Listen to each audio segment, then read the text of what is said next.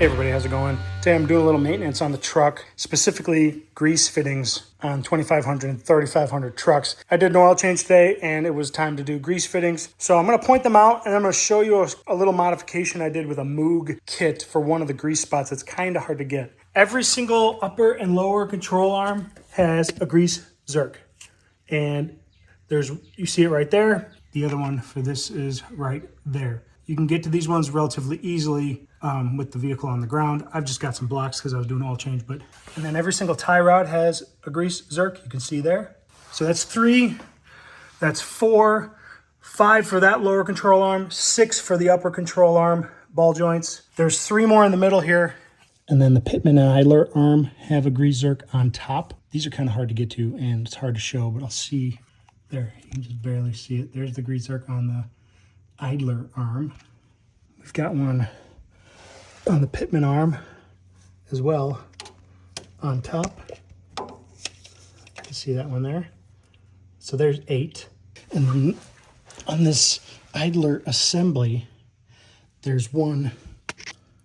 So follow this hose, which is going to look different for most of you, up right there. And you can see I've got something going on different here. So this is a kit that Moog sells that relocates the Zerk to over here. A little easier to get to because you have to remove a skid plate to get up there. Once you do, you use a 7mm little wrench to loosen the Zerk. It's relatively easy. And then there's like an adapter that gets screwed in, that square thing,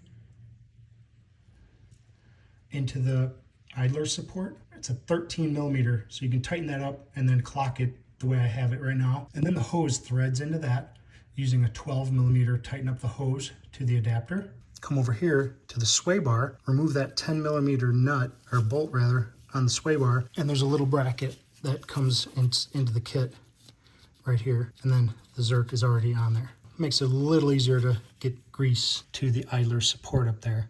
I also like this lock and lube grease gun. So I've got the 90-degree adapter on it right now. This 90-degree adapter helps to get those 2 Pitman and idler arm ones. And then this gets some locking jaws for the rest of them, and it does pretty well. Sometimes you gotta fiddle with it to make sure the grease gets in, but for the most part, it's easy lock and lube, so they say. I'm using Adam Lube for all my ball joints. I'll post a link to it in the description. I'll also post a link to this grease gun and the 90-degree adapter, as well as the Moog part. I can't find the box. See if this baggie has the part number on it. That might be it. I'll double check. I'll post it in the video description. But yeah, I do my grease Zerks every other oil change or so, if I remember. And hopefully this little modification makes doing it a little less painful. If you like this video, give it a thumbs up. Love it if you subscribed. Stay tuned for new videos. See you next time. Later.